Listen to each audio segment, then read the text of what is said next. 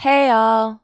Amanda here with your first prediction / sneak peek video for Season 13 of American Ninja Warrior. From what I have been reading, hearing, and seeing, this looks like it's going to be a super fun season with all sorts of twists to keep everyone entertained. With everything that went on last year, I was afraid this season was going to be just as messy and confusing. That being said, from the small teasers NBC has been giving, I still have more questions than answers. That's where the prediction part comes in. For those that know me, or have been following along with me throughout the seasons will know, I have no affiliation to the show, nor do I have any insider information. I just enjoy guessing how the show is going to play out and what's going on behind the scenes, and of course, discussing it all with others that get just as excited about the show. And I'd love to hear your thoughts and predictions on what's to come, so feel free to leave a comment below. So, here's what I know and what I don't. As was the case last year, the ninjas participating in this season were all invited specially. There were no walk-on lines, and again, there will be no live audience in attendance. I have heard that may change by the end of taping though. The big screen will be back, however, for friends and family of the athletes to cheer from. I actually enjoyed that last year. The qualifying rounds were taped in March from the Tacoma Dome, where all of Season 12 and the women's special were filmed. As usual, the course will consist of 6 obstacles and will be bringing back the Mega Wall, where athletes will have an option of scaling an 18-foot warped wall for the chance of winning $10,000. There will be no power towers at the end of qualifiers. Right now, I have a ton of thoughts on this section alone and very few answers, so to avoid confusion, I'll get back to the qualifiers shortly. The semifinals were taped outdoors and overnight, mid-April, from a backlot at Universal Studios Hollywood. The semifinals will be made up of a 10-obstacle course, and the top 2 ninjas of the night go head-to-head in the Power Tower Showdown for the chance to win a safety pass. We will be returning to a 4-stage finale from Las Vegas, where filming was started in May, and the winner of the safety pass get to retry stage 1 or 2 should they fall at any point on either course. It's only good once, and only good for the first 2 stages. If you fall on stage 3, you are out. If anyone should make it to stage 4, we'll see the return of Mount Midoriyama, where athletes are given the chance to make it to the top in under a minute to win $1 million. If more than one person makes it to stage 4, the fastest time wins. So, back to the qualifiers. I'm not sure how many episodes of qualifiers there will be, but based on previous years, I will guess 6. There were only 4 qualifiers last year, but last year we only had 150 ninjas. This year, at the time I'm recording this, we are at least 328 ninjas. That would be an average of 54 runners a night, obviously with many of those runs being digested or cut in full. Also, I am unsure of how many qualifiers advance each episode. After this first episode airs, we'll have a lot more information to work with, but for now, I could see maybe the top 20 per night advancing, having potentially 120 ninjas entering the semifinals. However, nothing in this show is ever easy. I have a feeling we'll also see the return of the women's list. I don't mind if they want to let more ladies advance, top runners move to the semifinals. The part I have a problem with is if a woman hits a buzzer or goes further than several men, that woman usually appears on both lists, taking a spot from a man and a woman. That has never seemed fair, and it's never been adjusted. Let's see what happens this time. And if that didn't make things confusing enough, the season is also putting a new spin on their specials, and it may have been inspired from how last year had to be reorganized. Last year, we saw specific ninjas be invited, and were given the honor of inviting 2 of their friends or people they thought were deserving of a chance to run the course. This, of course, was due to travel restrictions and keeping groupings small. This year, we get to see the first ever Team Family Ninja competition. This sounds like it's going to be a standalone special, and I'm only guessing that it may air near the end of the season, but I'm not sure about the air date. The family teams must include 1 female and 1 teenager between the ages of 15 and 18. The 6-obstacle course will be run in relay style, with 1 member taking on 2 obstacles before tagging to the next. I've heard the top families will go head-to-head in the Power Tower, but I'm not sure what the prize is. I would guess $50,000 at least, but that's just a guess.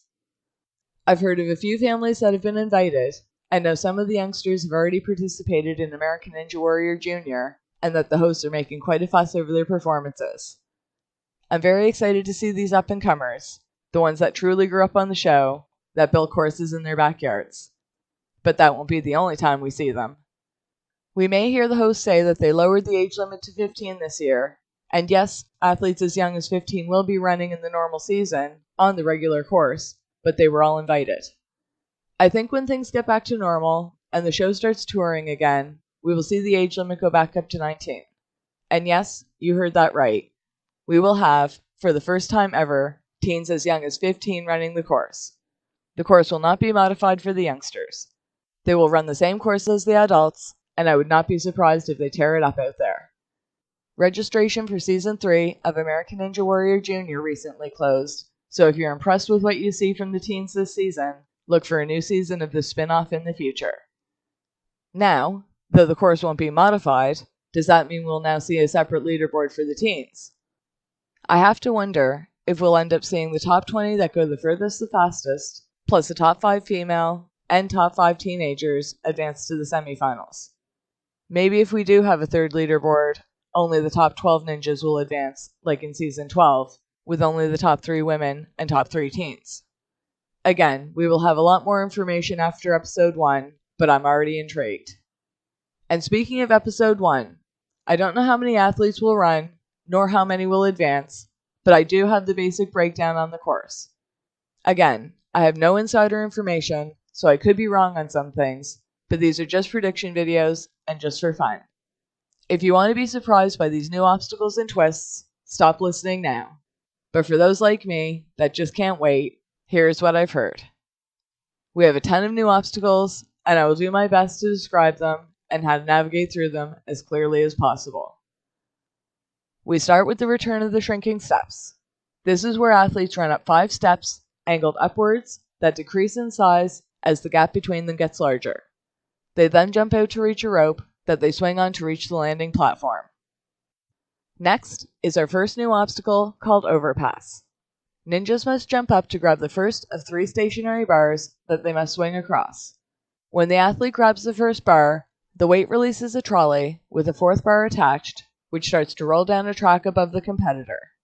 If the ninja gets to the 3rd bar, they must then jump out to catch the bar on the trolley and ride down the track before jumping a small gap and catching a 5th bar on a shorter track and riding that bar down to the landing platform. However, if the competitor should miss grabbing the bar on the trolley in motion, they then must lasso 9 feet to the bar after it locks into place ahead of them. The third obstacle of the qualifying round has a very exciting new twist. It is called Split Decision, and it is exactly as it sounds. For the qualifiers, it is at this point that athletes must make a decision between 2 balance obstacles. The rest of the course remains the same, regardless of the choice they make here, but this new spin makes me cringe. As I've said for years, balance obstacles always make me nervous, as I've seen too many great ninjas have stupid missteps and it costs them their season. I don't know if they underestimate the simplicity of the challenge, or if they get too caught up in their heads, as it's almost become a bit of a curse, and I hold my breath every time someone crosses any balance obstacle. Now, ninjas are given a choice. Courses may change from episode to episode, and Split Decision will come up again in the semifinals, where the 9th obstacle will give athletes the choice of tackling an even more difficult balance obstacle, or go with the typical 9th obstacle, an upper body strength challenge. By this point, any ninja should be near exhaustion, and saving their strength to increase the chances of hitting a buzzer may be too great a temptation, causing some to consider a ruthless balance obstacle. And in my opinion, anyone who falls on Split Decision will always be left with the question of what would have happened if they went the other way. For Episode 1, it looks like the Split Decision will be between the new domino effect, which consists of 5 narrow boards, all of varying heights, that athletes must run across the top of. If they don't step lightly and quickly, the boards will start to fall into one another, causing a domino effect. The other option may be called the spinning log. I've seen a picture, but have yet to see it in action. It consists of a long silver bar with a red wheel at the middle. By the name, I would assume the bar would spin on its axis, and ninjas must jump the wheel and keep running to the landing. Either path leads to the fourth obstacle, and it's another new one called Tipping Point. Athletes must jump up to reach a vertical board. The board has 3 angled panels on either side of a Velcrum, and athletes must jerk the bottom of the board upwards to lock it in horizontally. Once the first board is locked into place, ninjas then reach out and across to a second board, angled down and to the left. Athletes must pull themselves up towards the top right of the board, which is attached to a roller. Once the athlete reaches the top right corner, the board flips and slides down the roller, leading the competitor to the landing platform. Then, we have yet another new obstacle, and I'm not 100% sure on the name, but I have heard it may be called V formation. Athletes first start up an angled track, where they use a triangular-shaped handle to jump up possibly 5 hooks. They then reach a small shelf that they must reach out to grab, which leads them to a descending angled track. I have not seen this obstacle run in full, so again, I'm not 100% on the second half of this obstacle, but it looks like there may be 4 red handles in the shape of upside-down Vs, where athletes grab either side, keeping their balance, as they work their way down and across to the landing platform. From some angles I've seen, it looks like the handles may alternate back and forth between 2 tracks as they work their way down and forwards.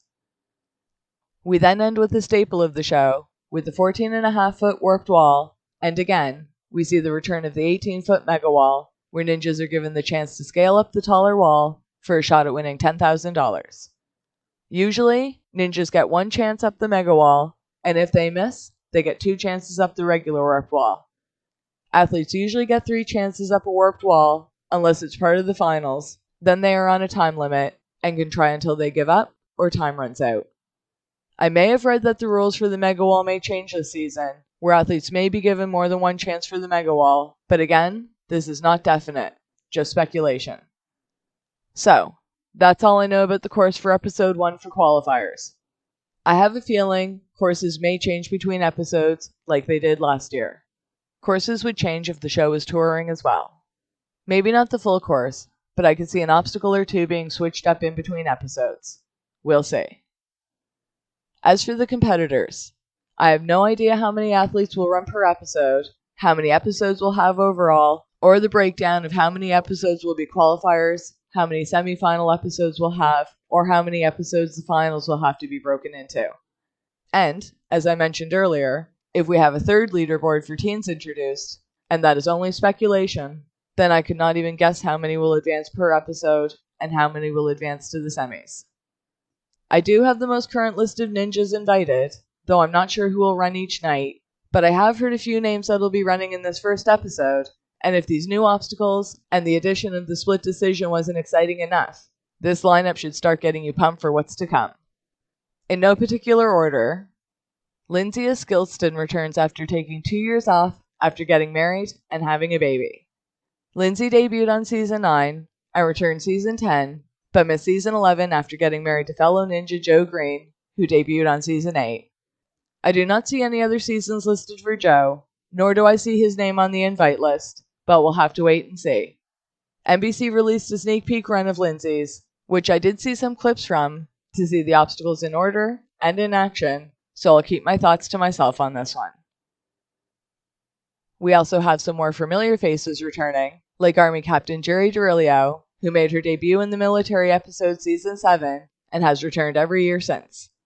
She always runs the course with a smile, and I hope she does well tonight, but for some reason, I'm a little nervous for her. Hopefully, she can make the leaderboards. Returning for his 6th season is Thomas Stillings, previously known as the Genie Ninja, due to the baggy, flashy pants he wore during his runs. Thomas also debuted in Season 7 and returned for every season except Season 11, where he took time off to care for his new wife, who had to undergo surgery to remove a brain tumor. His return last year was an emotional one, and he made it as far as the finals until his hand slipped, going for the blind grab on the falling shelves, ending his season. I know he has what it takes to go far episode 1, and I look forward to seeing him again. Another emotional return Monday will be that of Barclay Stockett. Inspired to pursue a ninja career by the mighty Casey Catanzaro, Barclay debuted in Season 8 and returned each year until last, where she took time off after her mother passed due to breast cancer. I missed her last year, as I remember seeing her up on the big screen cheering on her friends and fellow competitors. This season, I will be cheering for her. I really hope she advances. I also caught a sneak peek of some of our teenagers making their debut on the regular season. However, none of these three are strangers to ninja competition. Unfortunately, I don't have much information on the youngsters, but Isabella Wakeham debuted on the first season of American Ninja Warrior Jr. in 2018 when she was 14. She lost round 1 in qualifiers, but won round 2 to advance to the showdown, where her season ended. Sophie Chef makes her debut Monday night at 16, but she also competed on the inaugural season of American Ninja Warrior Jr. when she was 13. And just like Isabella, she lost her first round and won her second in the qualifiers, but after 3 failed attempts to scale the warped wall, her season ended. Sophie returned for season 2 of the Junior spin-off show, where history once again repeated itself. Look for her to be gunning for vengeance. Jonathan Godbout is another 2-time Juniors veteran, and he may be one to watch. On the first season, Jonathan lost round 1 in episode 16 of the qualifiers, but went on to win his second round as well as the final showdown. Jonathan was victorious again in the semifinals, advancing to the final 8.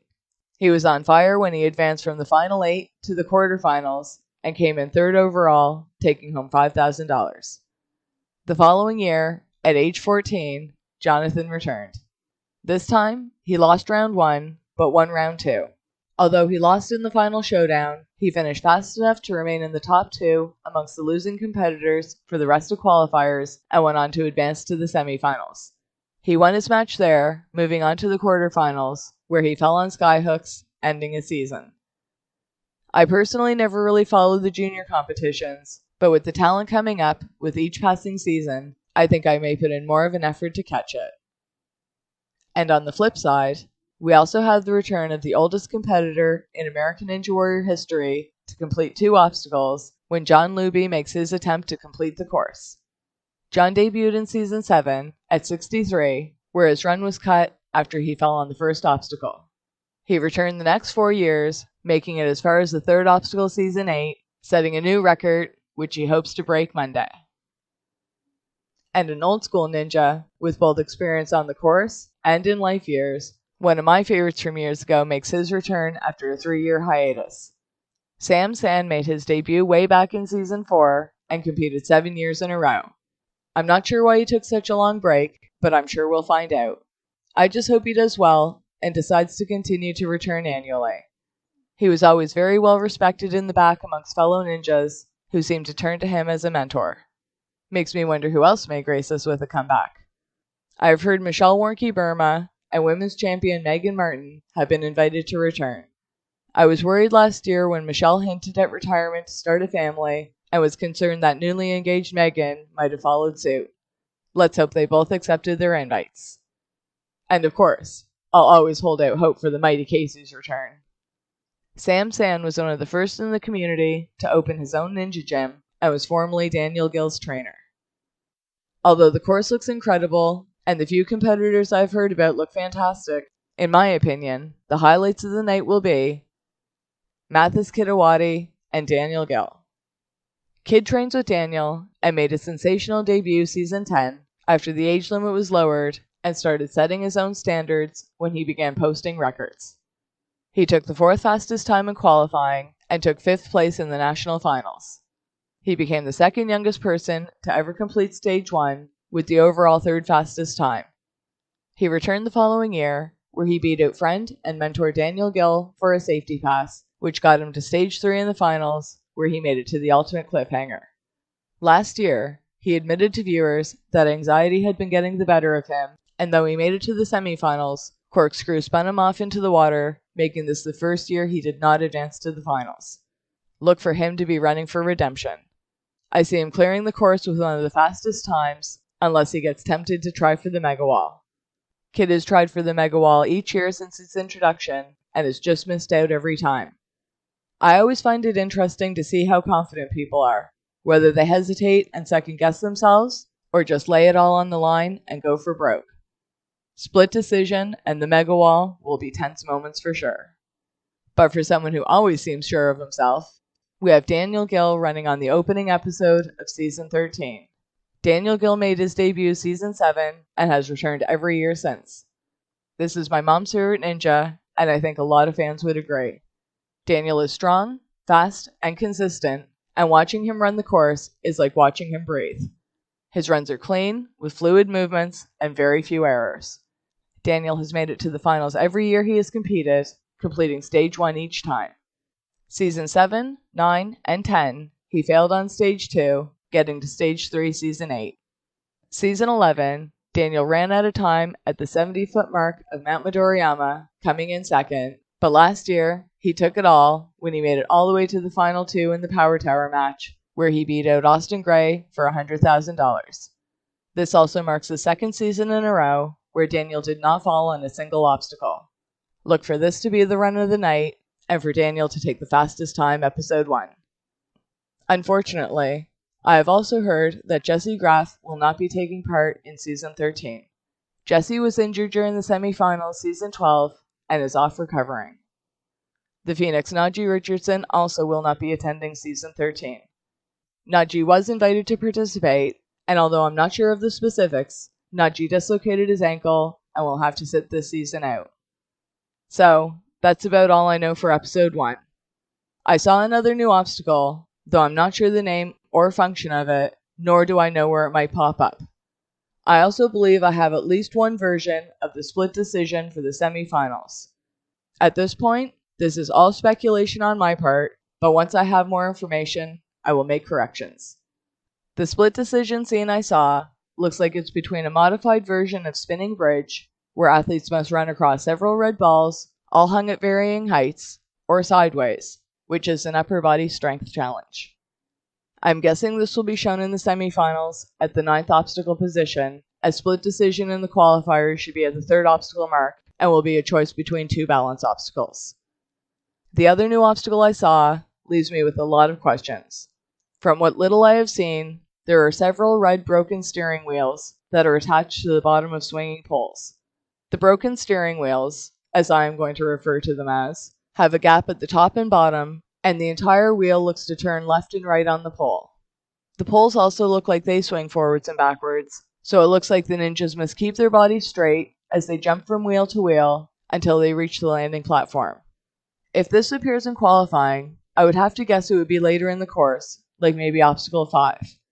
If it's in the semifinals, I couldn't imagine where it might come up, because to me, the qualifiers look hard enough and this obstacle fits right in. Maybe I'm just being too optimistic, but this looks like a really fun season. I'm so excited about the twists and turns coming our way, and about all the rookies who grew up watching the show to show us what they've got.